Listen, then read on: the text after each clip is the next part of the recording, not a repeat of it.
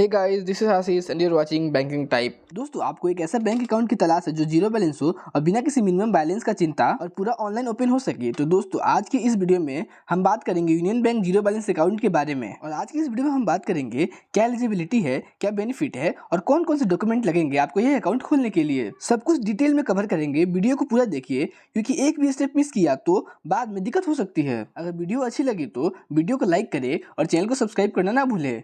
तो चलिए अब वीडियो शुरू करते हैं। सबसे पहले हम लोग बात करेंगे एलिजिबिलिटी क्राइटेरिया के बारे में। इट मींस कि यह अकाउंट कौन खोल सकता है। बात करें एलिजिबिलिटी क्राइटेरिया के बारे में तो आपकी एज 18 साल से ज़्यादा होनी चाहिए। आप एक इंडियन रेसिडेंट भी होना चाहिए। अगर आप इस क्राइटेरिया को फुलफिल करते हैं तो आप इस अकाउंट को खोल सकते हैं। अब आगे इस वीडियो में हम लोग बात करेंगे कि आपको यह अकाउंट खोलने के लिए कौन कौन से डॉक्यूमेंट लगेंगे। अगर आपको कोई बैंक अकाउंट ओपन करना है उसके लिए कुछ बेसिक केवाईसी डॉक्यूमेंट लगते हैं। इसमें आपको सिर्फ 3 चीज लगेंगे। अगर आपको अकाउंट खोलना है तो उसके लिए आपको चाहिए पैन कार्ड, इनकम प्रूफ और टैक्सेशन के लिए, दूसरा आधार कार्ड एड्रेस प्रूफ के लिए, और साथ ही साथ आपको एक ऐसा नंबर चाहिए जो कि आपका आधार कार्ड से लिंक हो ओटीपी वेरिफिकेशन के लिए। अब बात करते हैं डेबिट कार्ड चार्जेस के बारे में। क्योंकि आपको जीरो बैलेंस अकाउंट मिल रहा है, इसका मतलब ये नहीं कि सब कुछ फ्री में होगा। कुछ बेसिक चार्जेस है जो कि आपको पता होना चाहिए। आपको इस अकाउंट में वीजा का क्लासिक डेबिट कार्ड पहला साल बिल्कुल फ्री मिलता है। आपको पहला साल कोई भी इशू चार्जेस पे नहीं करना पड़ेगा। मतलब डेबिट कार्ड आपको बिल्कुल फ्री मिलेगा। इट मींस बिना किसी एक्स्ट्रा कॉस्ट के आप पहला साल अपना डेबिट कार्ड यूज कर सकते हैं और एटीएम से पैसे निकाल सकते हैं या ऑनलाइन ट्रांजैक्शन कर सकते हैं। यह एक बड़ा प्लस पॉइंट है क्योंकि कई बैंक आपसे पहले साल भी डेबिट कार्ड के लिए चार्जेस करती है। अब बात करें एनुअल मेंटेनेंस चार्ज की तो आपको दूसरे साल से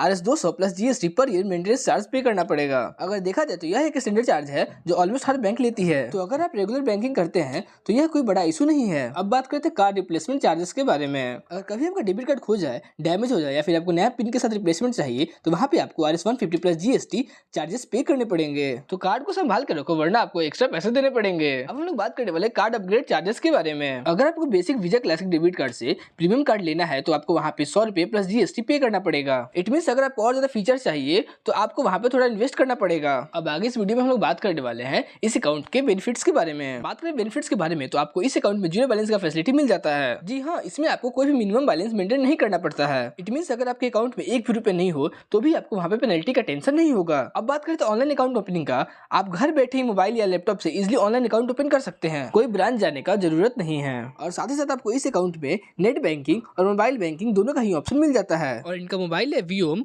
बहुत ही यूजर फ्रेंडली है। और हाँ, union bank zero balance account जिसको हम लोग यूनियन डिजिटल सेविंग अकाउंट भी कहते हैं। और अब हम बात कर लेते हैं यूनियन बैंक के एटीएम ट्रांजैक्शन चार्जेस के बारे में। क्या आप जानते हैं कि कितना ट्रांजैक्शन फ्री होता है या फिर फ्री लिमिट के बाद आपको कितना चार्ज देने पड़ते हैं? चलिए अब इस बारे में बात कर लेते हैं। सबसे पहले बात करें यूनियन बैंक के खुद के एटीएम की। यहाँ कितने ट्रांजैक्शन फ्री होते हैं। अगर आप यूनियन बैंक के एटीएम यूज करते हैं तो आपको हर महीने 5 ट्रांजैक्शन फ्री मिलते हैं। इसमें 2 टाइप के ट्रांजैक्शन इंक्लूड है। पहला है फाइनेंशियल ट्रांजैक्शन जैसे कैश विड्रॉल और दूसरा नॉन फाइनेंशियल ट्रांजैक्शन जैसे कि बैलेंस इंक्वायरी, मिनी स्टेटमेंट और पिन चेंज। अभी तो बात हो गई अगर आप यूनियन बैंक एटीएम यूज करते हो ट्रांजैक्शन के लिए तो वो क्या लिमिट दिया गया है। अब हम बात करेंगे अगर आप अदर बैंक एटीएम यूज करते हैं तो फ्री ट्रांजैक्शन की लिमिट आपके लोकेशन पर डिपेंड करती है। नॉन मेट्रो सिटी में 5 ट्रांजैक्शन फ्री और मेट्रो सिटी में 3 ट्रांजैक्शन फ्री होते हैं। मेट्रो सिटीज में ज्यादा रश होता है इसलिए फ्री लिमिट कम होती है। इसके बाद अगर आप ट्रांजैक्शन करते हैं तो आपको एक्स्ट्रा चार्ज पे करना पड़ेगा। तो अब हम बात करेंगे अगर आपको ट्रांजैक्शन लिमिट खत्म हो जाती है उसके बाद के चार्जेस के बारे में। अगर आप अपने फ्री लिमिट क्रॉस कर देते हैं तो फिर चार्जेस लगने लगते हैं।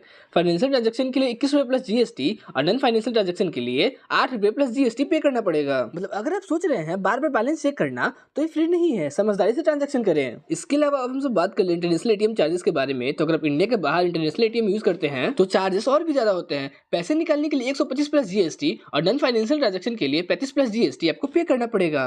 तो अगर आप फॉरेन ट्रेवल कर रहे हैं तो ध्यान रखिए एटीएम से ज्यादा ट्रांजैक्शन ना करें वरना एक्स्ट्रा पैसा लगेगा। अब हम लोग बात करने वाले हैं कैश विड्रॉल के बारे में। क्या आपको पता है कि आप अपने अकाउंट से एक दिन में मैक्सिमम कितना विड्रॉल कर सकते हैं या फिर एक दिन में POS ट्रांजैक्शन की लिमिट कितनी होती है? और सबसे इंपॉर्टेंट फंड ट्रांसफर चार्जेस और इंटरेस्ट रेट क्या है? चलिए अब सब कुछ स्टेप बाय स्टेप समझ लेते हैं। सबसे पहले बात करते हैं इस अकाउंट के विड्रॉल लिमिट के बारे में कि आपको इस अकाउंट में कितना विड्रॉल लिमिट दिया गया है। सबसे पहले बात करते हैं कैश विड्रॉल की। आप एक दिन में मैक्सिमम 25,000 रुपए एटीएम से निकाल सकते हो। तो अगर आपको एक दिन में बड़ा कैश अमाउंट चाहिए तो आपको मल्टीपल ट्रांजैक्शन करने पड़ेंगे, बैंक ब्रांच विजिट करना पड़ेगा। अब हम लोग बात करने वाले हैं POS ट्रांजैक्शन लिमिट के बारे में। अगर आप शॉपिंग करना पसंद करते हैं या फिर ज्यादातर कार्ड से ट्रांजैक्शन करते हैं तो यह लिमिट आप पे काम की है।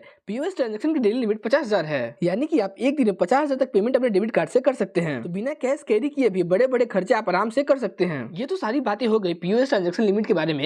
अब हम लोग बात करेंगे फंड ट्रांसफर के बारे में। बात करें फंड ट्रांसफर की तो आपको इस अकाउंट में NEFT, RTGS और IMPS तीनों का ही फैसिलिटी मिल जाता है। बात करें फंड ट्रांसफर की तो बहुत से लोग सोचते हैं कि NEFT, RTGS और IMPS या UPI से फंड ट्रांसफर करने में चार्ज लगते हैं। लेकिन अगर आप ऑनलाइन मोड से ट्रांजेक्शन करते हैं तो यह बिल्कुल फ्री है, यानी बिना किसी एक्स्ट्रा कॉस्ट के आप जितना चाहे उतना ट्रांजेक्शन कर सकते हो। चलिए अब जान लेते हैं इस अकाउंट के रेट ऑफ इंटरेस्ट के बारे में। बात करें रेट ऑफ इंटरेस्ट के बारे में, तो अगर आप अपने पैसों को सही जगह इन्वेस्ट करना चाहते हैं तो यह इन्फॉर्मेशन आपके लिए इंपॉर्टेंट है। अब सेविंग अकाउंट के रेट ऑफ इंटरेस्ट के बारे में बात करें तो आपको इस अकाउंट में 2.75% का रेट ऑफ इंटरेस्ट देखने को मिलता है, जो काफी कम है। लेकिन अगर आप एफडी अकाउंट खुलवाते हो 1 साल के लिए तो वहाँ पे आपको 6.30% का रेट ऑफ इंटरेस्ट देखने को मिलता है। यानी अगर अपने पैसों पर अच्छा रिटर्न चाहते हैं तो एफडी अकाउंट एक बेटर ऑप्शन हो सकता है। अब हम लोग जान लेते हैं पासबुक और चेकबुक के बारे में। सबसे पहले बात करते हैं चेकबुक और पासबुक के चार्जेस की। बात करें चार्जेस की तो आपको इस अकाउंट में पर डे 20 लीव्स का चेकबुक बिल्कुल फ्री मिलता है। लेकिन अगर आपको ज्यादा चाहिए तो वहाँ पे आपको पर लीव 4 रुपए चार्जेस पे करने पड़ेंगे। समझ रहे हो ना? ये तो सारी बातें हो गई चेकबुक के बारे में। अब हम लोग बात करने वाले हैं पासबुक के बारे में। बात करें पासबुक की तो इसका इशू चार्जेस 100 रुपए प्लस जीएसटी है।